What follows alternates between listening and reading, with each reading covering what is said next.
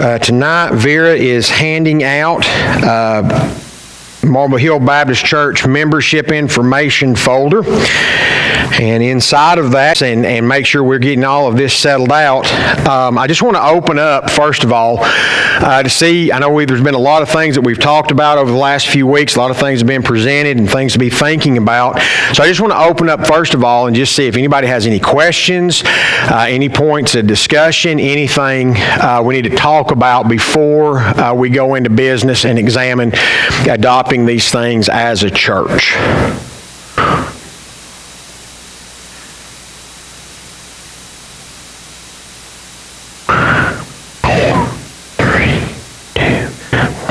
All right, very good. So inside here, you will find there's 3 documents all together. You'll find a copy of the Baptist Faith and Message, a little booklet that we gave out before. I'm going ahead and putting one in here for that. You'll find a copy of the constitutions and bylaws of Marble Hill Baptist Church, the corporation. This is our legal document that would take, if anything were ever come up that had to go into a court of law. And then you will find the third page is the membership agreement for Marble Hill Baptist Church dated 2025. So what we're going to do tonight, I'm going to open the church in order for business here in just a minute. And I'm going to present this membership agreement from the leadership, from the Elder Council, the Leadership Committee of the church. And coming from that group, it does not require a second. So when I present it, I will open the floor in case anyone has anything you would like to amend. And the way that will work is if there's something on this page that you want to change, then you'll make a motion for an amendment. Someone will need to second that motion. You'll say something like, let's say you've decided that somewhere on here, I don't actually have the word happy, but somewhere on here you want to change happy to glad. Then you would say, I make a motion that we amend question number 1. And somebody would need to second that. And when you had a second, then I would open it up for you to be able to discuss your amendment. And you would present your amendment to the body. There would be an opportunity for someone to speak for the amendment or against the amendment. After all discussion, we would vote on that amendment and only on that amendment. Once we work through all changes and all amendments and we have a final document that everybody understands that's a final document, then we will vote on that final document. Okay? Does anybody have any questions about how Roberts wrote his rules of order? Okay, so we do. With that then, I'm going to go ahead and open the church in order for business, with a reminder that we do conduct all business in this church in accordance with Robert's Rules of Order. I am the moderator and the parliamentarian for the business meeting, and we do have enough covenant members here tonight to make a quorum. So we do have enough people here tonight to have our business meeting. So with that, I am presenting on behalf of the Elder Council a document for church consideration, membership agreement for Marble Hill Baptist Church 2025. Or is there any call for amendments to the document as presented? I have a question. Yes. Several years back, we had signed a document for membership. This It will supersede that. That is correct. Yep. Very good. Your question is well taken. Yes. Did everybody hear the question? The question was, several years back, we had a document. Basically, it was a copy of the church covenant with a signature at the bottom, and people who were members of the church, they signed that document signifying their membership. This will supersede that. So if we adopt this tonight in October of 2025, this will supersede not only that document, but any other previous means of membership will be superseded by this after tonight, if this is adopted? Good question, okay? All right, again, is there any call for any amendments to the document as presented? Jake?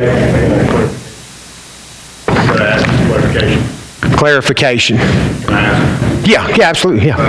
Will this do anything to Mobile Hill Missionary Baptist Church statement of faith? They're similar, they're different, or they one replacing the other?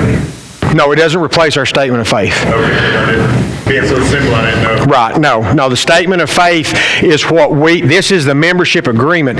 The statement of faith is what we declare to the world. For anyone who wants to know what does Marble Hill believe, we have the Marble Hill statement of faith. Yep, good question. All right, anything else? All right, then I'm going to close the time for amendments. I am presenting this now, membership agreement for Marble Hill Baptist Church 2025 in its final form as you have there in front of you. All in favor of adopting this membership agreement for Marble Hill Baptist Church 2025, let it be known by saying aye. Any opposed? And so voted. All right. Boy, isn't it a good thing I had a lesson ready for tonight? All right. So what I want to do then, if you've got this copy, if you are a current member of Marble Hill Baptist Church and you want to go ahead and fill this out tonight, you're welcome to do so. You can fill it out and just, let's see. Yes, Julie. Okay, yes, you can hand those over to Julie as our church clerk. Just make sure all the way, each of those lines down through there, you initial. You'll put today's date, which is October 5th. October 5th, you'll put right here in this little blank about the night, that today's the date that you're acknowledging the bylaws, and you'll put October 5th down here at the bottom with your signature. And you are welcome to go ahead and do that tonight if you are a current member of Marble Hill Baptist Church. Also, this upcoming Sunday, typically I try to do this on the first Sunday of the month, but extenuating circumstances with this tonight. So this upcoming Sunday, I will open the doors of the church for anyone who would like to come in as a pending member of the church. And so with that, what that comes down to is you come forward, we vote on you as a pending member before the body. And then you'll complete that. We'll go through the Baptist Faith and Message and the bylaws together so I can make sure you understand what you are signing. And then you'll initial sign that, and we'll put that into record at the next business meeting. Okay? That's how we'll work that. And that will be from this point on, the first Sunday of the month, outside of extenuating circumstances, the first Sunday of the month, we will always open the doors of the church for anyone wanting to come become a new member or anyone wanting to acknowledge their call into ministry. We'll do that first Sunday of every month from here forward. All right, any questions? Do I have a motion for adjournment? Stephen Hurst makes a motion. Do I have a second? Julie Hurst makes a second. All in favor, let me know by saying aye. Aye, and we are adjourned. All right, cool. Nate, will you please go get me the little podium out of the kitchen? And Michael, are we lined up well? Awesome.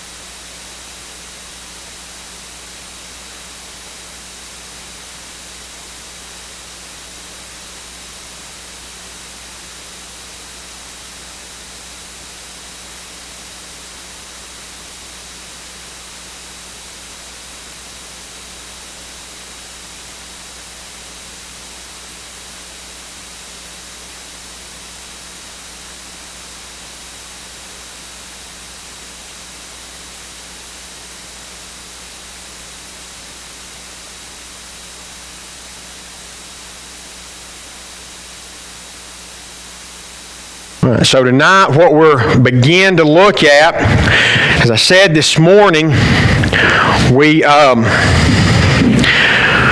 this is going to come down a lot to how we move forward thinking about identity in this church. That's going to be the big thing that we want to take out of this.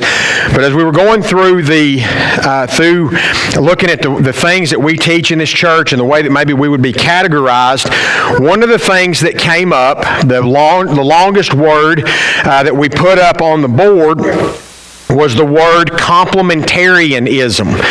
That we as a church are complementarian in our doctrine. And what in the world does that mean? Why does it even matter? And that deals with the way that we teach about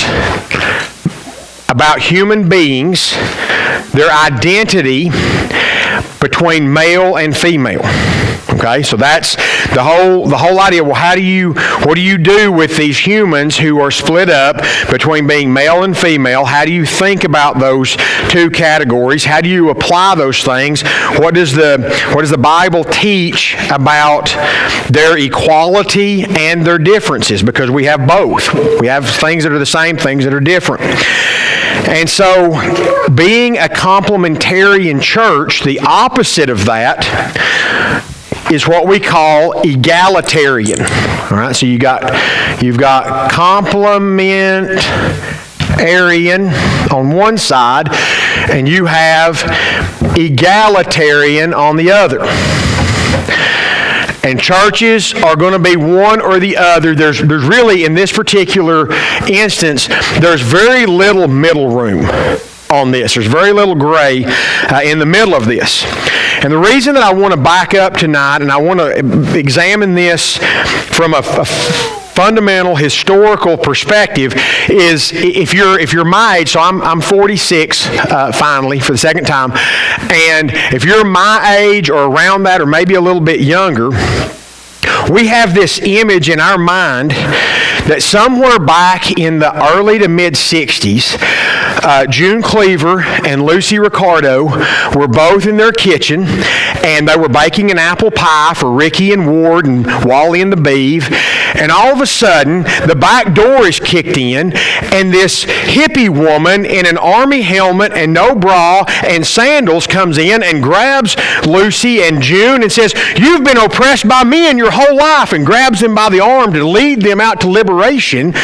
And that Ward and Ricky run in on the other side, and they grab the other arm and say, "No, you need to stay here and take care of us." And that since the mid-60s, good women have been in this tug of war. Now everybody's looking out for their good. And that some people want to liberate them from the chains and bondage of testosterone, but husbands in Jesus want to save them from the bleeding heart pinko commie liberals, militant lesbian feminists. Well, is that not how it gets played out in the media? That women are being pulled in every direction possible, but everyone's in their best interest. And so this word, unfortunately, this word egalitarian gets beat up a lot because people don't know what this means. Now, I'm not an egalitarian, but I do have enough, I am honest enough to say this isn't necessarily evil. I don't think it's right, but it's not hateful. And so to understand how good people can have such a terrible view, it's not, okay, let's calm down. And let's figure out tonight how people came to this conclusion. Because nobody just woke up one day and went from being complementarian and jumping over here and becoming pinko, commie, bleeding heart, tree-hugging liberal, which is what everybody thinks this is. And so I want to be fair tonight. I want to treat this fairly, and I want us to understand how people develop, how either one of these ideas developed. And so you got this weird shape in front of you on your paper because that's a timeline. And we've got to understand a lot of history tonight. And so if you're a history kind of person, that's going to be awesome. If you hate history, I hope I'm able to at least keep you entertained enough that you can survive the next 30 minutes or so. But in order to understand how these thank you, darling. All right, appreciate it. So in order to understand, you guys have a kind of finalized timeline there. I'm going to draw it from the beginning. To understand how these two views came to be and how these two views came to be so utterly opposed to one another, we've got to go back and we've got to do a timeline. And we're not going to start on one end or the other. We're actually going to start in the middle. I'm going to start right here. And we're going to kind of randomly take the year 1700. Actually, I'm going to put this up top. All right, we're going to take the year 1700, kind of a middle spot. And we're going to build a barrier over here on this side, and we're going to build a barrier over here on this side. And back here, we're going to go to about we'll go to the 1550s. And over here, we're going to go to about the 1830s. Okay? Now, in Western thought, in Western civilization, this time here in the between 1550, 1830, kind of centered around 1700, is known as the Enlightenment. The Enlightenment. And the major players in the Enlightenment period are people like John Locke, Rene Descartes, Immanuel Kant. So you've got a Brit, you've got a French, you've got a German, and you got an American, Thomas Jefferson. And the reason that this period, these were the major thinkers, the major philosophers this time, and the reason this period is known as the Enlightenment is because on the back side of this, prior to 1550, going back all the way to, say, 500 A.D., we have what is known as the Dark Ages. Now, during the Dark Ages, there were some thinkers, there were some philosophers during that time, but everything all thought in the Dark Ages were ruled by two institutions.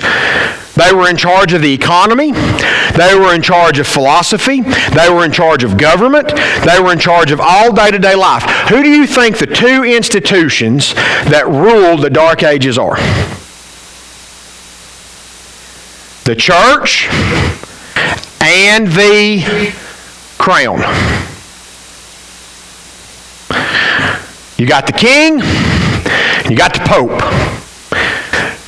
And the king is going to rule your life, and the pope is going to rule your life. And you're not going to do anything against the king, and you're not going to do anything against the pope. And if you do, you will die. We have things like the Crusades, the Spanish Inquisition. We have the reign of Bloody Mary. Actually, that would have been over here just a little bit. But you have the reign of Henry VIII and some others where you're going to do all of the Italian city-states. You're going to do what they say. And then, right here about 1550, there are about two major shifts happen that kick us from the Dark Ages, where the church and the crown rule the world, until we come into a time of enlightenment where people's minds begin to expand. What do you think these two cataclysmic, earth-changing events are? More broader than that, yes. That's the invention that changed everything. But I'll give you a hint. They both start with an R. Reformation, yep, that's right. Reformation, and think France, Leonardo da Vinci, Raphael. Renaissance, exactly right. Big brain. Renaissance, and of course I don't know how to spell it, okay? But here's the critical part, and this is going to be the theme that we see running through everything. The Reformation and the Renaissance began to value the individual. In the Reformation, Martin Luther, even before that, William Tyndale, John Calvin, John Knox, a few others, here's what they said. They said human beings are smart enough that as individuals, they should be able to read the Scripture, to understand doctrine. They don't need the church to tell them what the Bible says. They need the Bible in their hands as an individual. And on the Renaissance period began to value individuals and their contributions to society not as servants of the king, but for their own abilities. And that's where you got inventors and artists who are pouring themselves out. And there's an explosion of technology that comes about during the Renaissance. There's an explosion of exploration. All of a sudden, men are traveling to the far reaches of the globe, and they're making a lot of money. Merchants are making a lot of money, and they're pouring it into their towns or pouring it into their cities. Not every dime is going to the kings. This is not the end all where everybody is supporting. The individual is beginning to come out here in the Renaissance. And so as the individual is becoming more and more prominent, just starting, coming into the Enlightenment, then you have certain ideas that begin to form. John Locke, our United States Constitution, is almost entirely based on the writings of John Locke and Samuel Rutherford. Okay, Samuel Rutherford, I'm going to see. I'm thinking about how far down this rabbit trail I want to go. I'm not going to go further than that. I'll just say that those two individuals, our Constitution is based almost entirely on their writings concerning government. So, within this Enlightenment period, as individuals are becoming valued and men are thinking and writing about how an individual can contribute to society and about that value, certain themes begin to rise up. And the motto of the French Revolution that took place about right here, just after the American Revolution, was this. This was their chant. Liberté, égalité, fraternité. Liberté, égalité, fraternité. They shouted this as they charged headlong into the French army, as they captured French nobles and the French aristocracy and the French crown and dragged them to the guillotine. This is what they were chanting. Now, two of these things are probably not too hard to translate into English, right? What do you think this is in English? Liberty, exactly right. What do you think this is in English? Fraternity or brotherhood, exactly right. Okay, but this one in the middle is a little trickier. What do you think that translates into in English? Equality, exactly right. Good.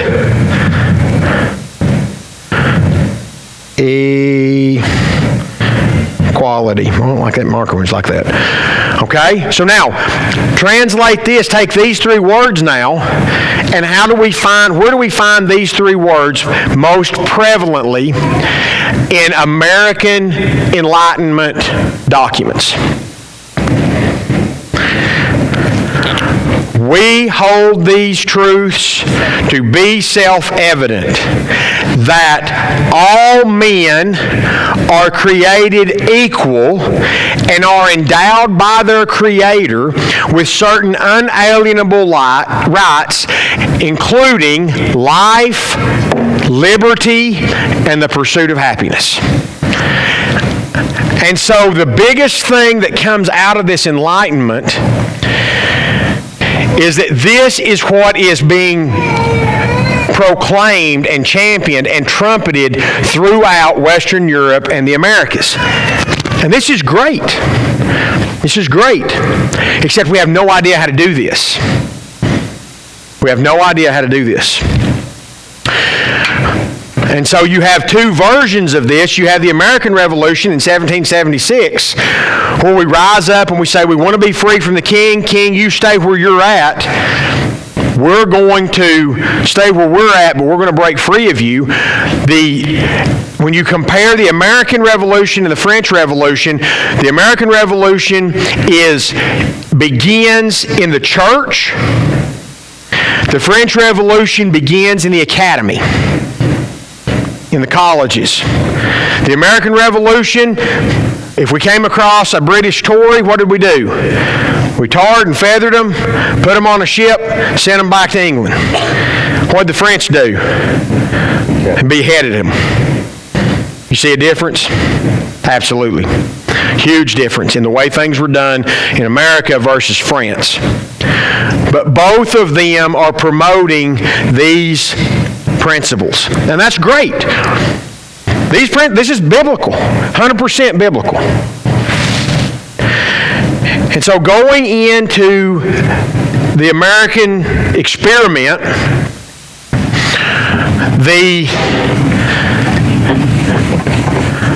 and this is one of the things that you might hear, I'm sure you'll hear it. You'll hear that when the American experiment began to figure out who gets to participate in the American experiment, that the only people who were allowed to vote were who? White, male, property owners. And you've probably heard some sort of a narrative that says all of that was to keep everybody else oppressed. Well, the writings of that time by women do not support that interpretation. The writers that we have a lot of information from are women like Abigail Adams.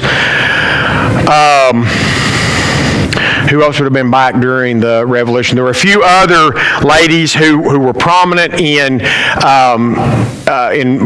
writing or at least communicating through Ben Franklin. But if you read the way that they write and you read the thinking behind the founders of the American Constitution and the American experiment, here's the mentality. And I want you to think about this. Let's take me,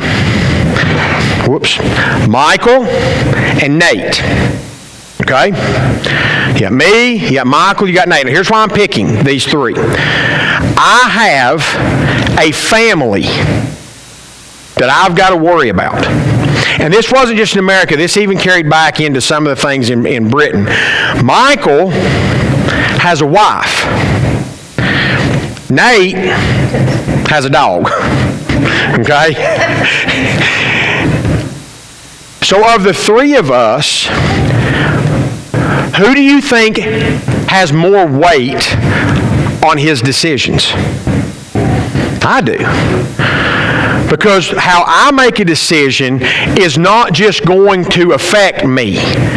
It's going to affect my wife, my children, my employees, my slaves, my neighbors.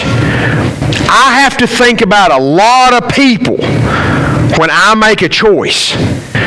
And so the driver behind having white property-owning males be able to vote is that those are the guys, when I go to the polls, I'm not just going on my behalf, I'm going on behalf of everybody there. And here's where it gets crazy. I'm going with my wife's blessing. Now let me put this one little asterisk in here. I started to put this on the sheet. In everything that we're going to talk about in this entire series, were there people who were really terrible at this? Yes. Were there abusive people? Yes. Were there irresponsible people? 100%. We're talking about the way why things were the way they were and how things became the way they became. And in the early days of America, all the way up until the 1830s, throughout all of this time, it is white property-owning males are the ones who can vote because they are the ones who have the most writing, and when they go and they vote, they're voting with input and support from everybody back home. Now, the reason that I put 1830 right here is this is when we shift from the Enlightenment into what we call the modern era, or the age of modernity. And there's one big thing that happens right here about 1830. What do you think this cataclysmic, earth-shaking event is that happens about 1830? It starts with an I. Industrial Revolution. So the Industrial Revolution occurs around 1830. Steam locomotive is invented. Factories are invented. Mass production is invented. There's an explosion in mining. There's an explosion in steel manufacture. There's an explosion in transportation, steamships and locomotives and those kinds of things. So people are able to get from point A to point B so much faster. Product is getting so much faster. So now we need workers. So where do the workers come from? They come from the Michaels and the Nates of the world. Nate doesn't want to stay on my place. He doesn't want to be a tenant farmer on the Davis estate. He wants to go out and strike out for his own, and he's heard that if he moves to Pittsburgh, he can go to work in a steel mill, making 5 times what he was making as a plowboy for me. And so Nate hops on a train and rides from Knoxville to Pittsburgh and begins to work in a factory and begins to live in an apartment, a tenement. And he works all day and he says, you know, nobody's representing me. All these guys that have property around here, I'm never going to be able to have property. I'm living in a tenement apartment. And it's not fair that these guys, and this is where that narrative of being oppressed starts to come in. These guys, these rich guys that own land and estates, they're making all of the decisions and they don't represent me. That's not fair.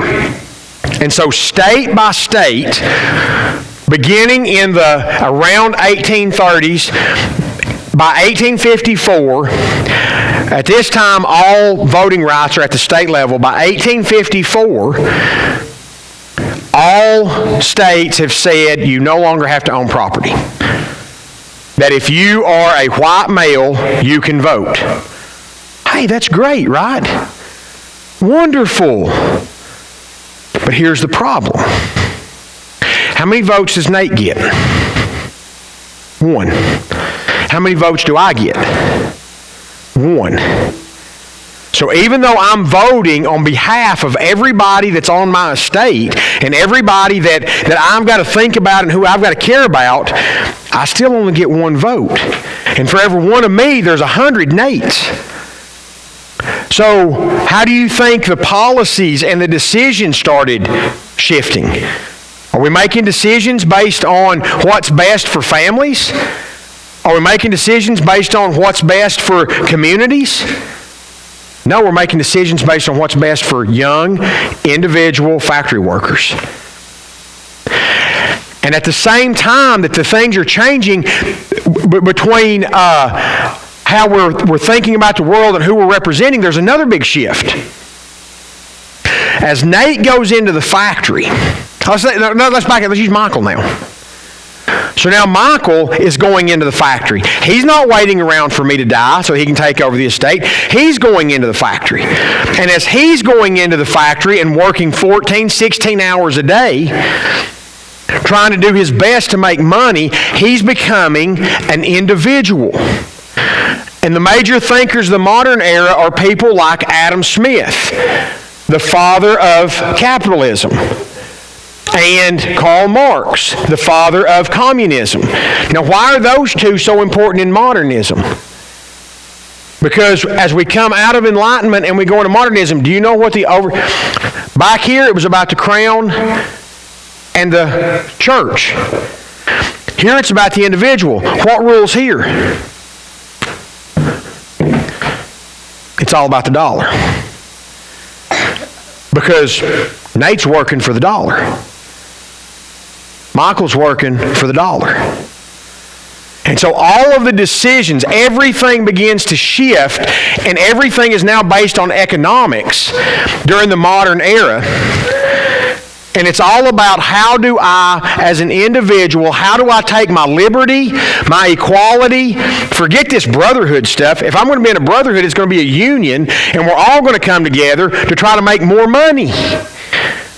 And so all these decisions are being made up from 1830 through the entire modern era, which goes until 1944, 1945 specifically, August 6th, 1945, modern era dies, and we'll talk about why that is. The other thing that comes out of this is a scientific explosion. Adam Smith, Karl Marx, Charles Darwin, major thinker in modernity. Thomas Dewey is over here toward this side, the father of the public school system in America, that says the state is a more responsible educator than parents. So send your kids to public school and we'll tell them what to think. Because all of this in that mighty dollar, do you know what do we do serving this dollar? We say we can build a better human. Through education, through medicine, through technology and science, we can evolve into a better human if we just keep working at it. And so you have an explosion in all of these things, but ultimately, even trying to make a better human is trying to make a more profitable human. And so your Vanderbilts, your Carnegies, your Rockefellers, they're all trying to make better humans because they want more profitable humans. And mankind is looked as going up and up and up and up and up. Like we're going to achieve anything, everything. What happened right here? I probably said that wrong. What? Hiroshima. We showed what happens when you make a better human. You make a better bomb. And we took all of our science and all of our education and we turned it into a nuclear weapon and we killed 180,000 people in 2 seconds. Yay, humans. Well, the reason that I bring that out is because at the same time that men are out and they're chasing the almighty dollar, now women who are back home begin to be lifted up on a pedestal and made sacred. And the idea is this, and this is where the June Cleavers come from. While that man is out there and he's pouring himself into making the mighty dollar and serving the Industrial Revolution and doing everything he's supposed to do, little mama's back home. And she's his only repose. She's his only rest. She's the home and the hearth is the only place he can find peace from this cold, old industrial world. Boy, I'm so glad she's back there. Man, I'm so glad that she's there holding down the fort so that when he gets home from this cold, old, dark, hateful world, he's got a warm fire to come back home to. And that very quickly progresses into, and this is where everything begins to change, men equal bars, taverns, brothels, and gambling houses, and women equal church, home, family, devotion to Jesus. And so all of the reforms that come about at the late 1800s and the early 1900s, and women like Fanny Crosby and, who's the lady that was working with General Booth with the Salvation Army? He had a right-hand lady that was right there with him, and I cannot think of her name right now. All of these Reformation movements, the idea is this is what's challenged. Women, you got to go to the bar, get your husband, drag him home, throw cold water on his face, tie him to the bed because you're the only thing standing between him and hell. If we don't have women, our entire country is going straight through the pits of hell if you leave it up to the men. Because all they care about is booze and making money. And all that time, through this entire era, women are saying, these young, debauched, irresponsible factory workers don't represent me. And there aren't enough votes of good, solid Christian husbands and fathers, so we better take care of ourselves. And so the women's suffrage movement steps up. It's not because women felt oppressed by men. They just felt outnumbered. And you find that in the writings of Susan B. Anthony and some of the other leaders of the suffrage. They said, we would really prefer that men just step up and do what they're supposed to do. But since they aren't, we're not going to be underrepresented. So 1920, the 19th Amendment is passed, and women are given the right to vote, as they should, because they're not being represented by the male population. But again, everything that started back here in the Renaissance and the Reformation, you started out way down here, and it's just a constant climb of individualism. Everybody looking out for themselves. Always looking out for themselves. And it carries right on through the modern era, right on up to the postmodern era. And a huge thing happens right here called World War II. And 3 million American men get on ships and head to Europe. And 7 million American women enter the workforce and find out, hey, I can work in a factory just as easy as they can, and it's making really good money. And World War II is over, and the men come back, and the expectation of the factory owners and the politicians and the bureaucrats and the pastors is that women are going to go back to the kitchen. The women said, no, I kind of like this factory thing. I kind of like making money. I kind of like being on my own. I kind of like taking care of myself. I'm good. And so coming out of World War II, you have young women who are, for the first time in modern history, who are thinking, you know what? I don't need to get married at 15. I can wait a little bit. You know what? I can actually finish high school. I can go to college. And that's great. I love it. I'm so glad that they did that, because they are super intelligent. We had women going to college all the way back to about right there. And about right there is about Marie Curie, right in that area.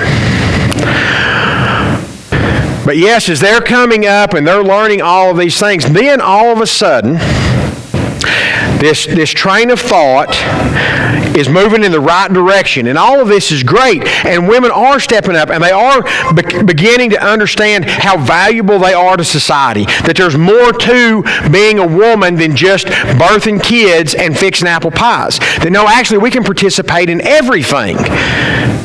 We can be a part of all of it. We can be politicians. We can be policy makers.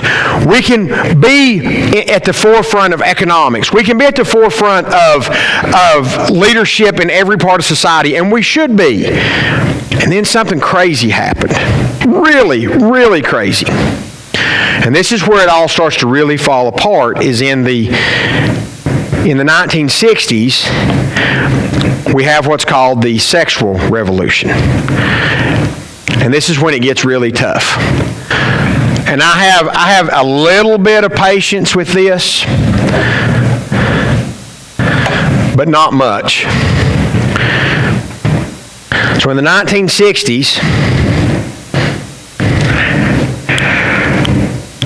we get to the point where we get into a mindset of free love. Promiscuity skyrockets because we now have enough affluence, economic affluence, that we don't have to work 16 hours a day. We don't have to both be in factories. And what happens? What always happens when you have idle time, energy, and resources? What always happens when you have idleness? You jump both feet into sin 100% of the time. You can't get in trouble if you're too tired to stand up, right? If you're laying your head on the counter in front of the microwave going to sleep, you ain't really got to worry about getting in trouble. Not much. But with all of that affluence that comes out of World War II and two parents working and all that, we get into this time of free love. And the feminist movement does step up. Because, and this is the major, and this is where like abortion comes in on this, and this is the major issue. If Faith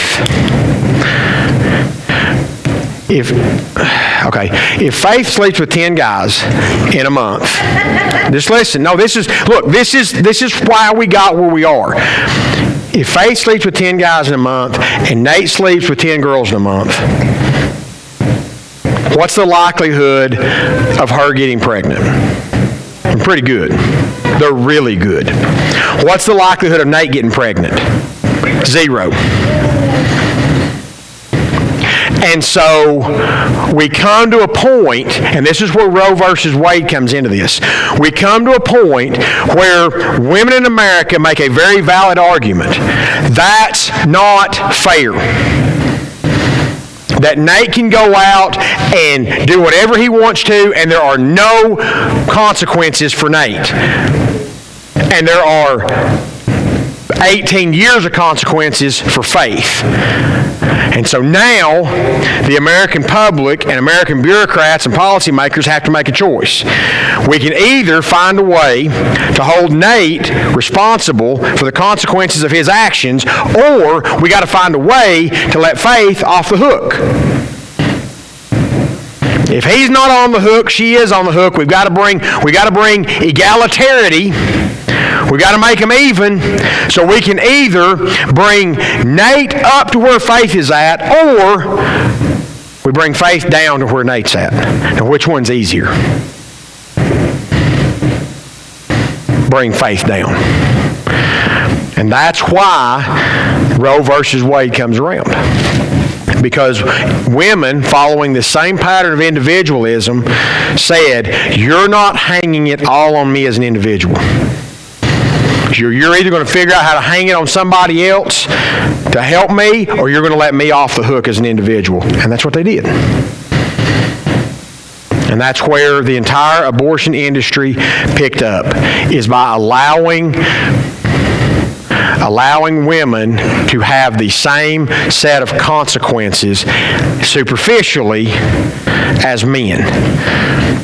Now, we now know that there are consequences that go for decades after making those kinds of choices for both parties. But at that time, we're not thinking through that. We're not thinking through that.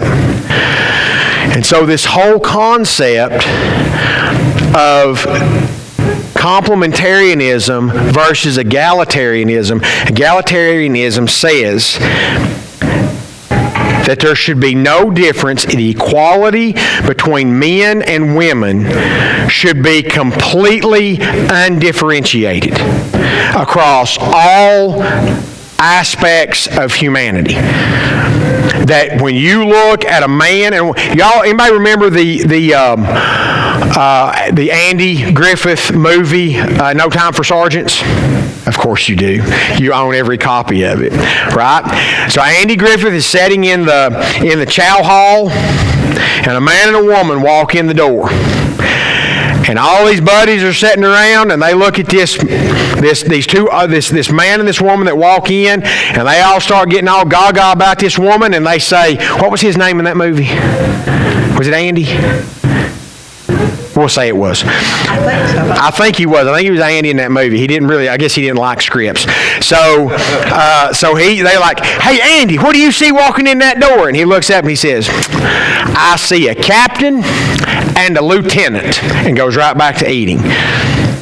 And that's the egalitarian mindset, is that you don't see a man and a woman, you see a captain and a lieutenant, and that everything else is the same. And it's all based on, when you go back to it's not based on something evil. It's not based on one person trying to get ahead of another, or one class of person trying to get ahead of another. It's all based on, from all the way back here, we've gone from being cogs at the mercy of rulers who oppress us and treat us like livestock, to being individual.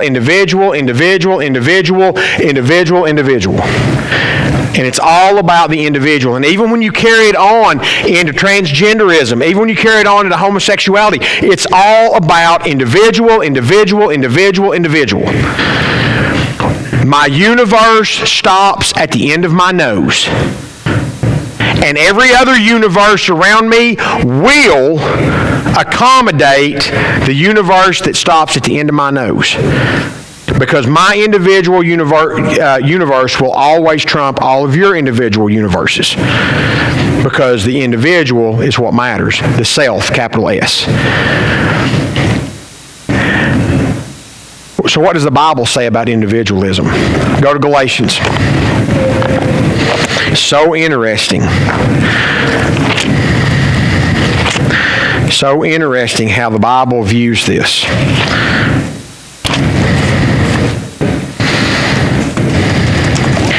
Galatians chapter 3, verses 28 and 29. No, excuse me, just 28.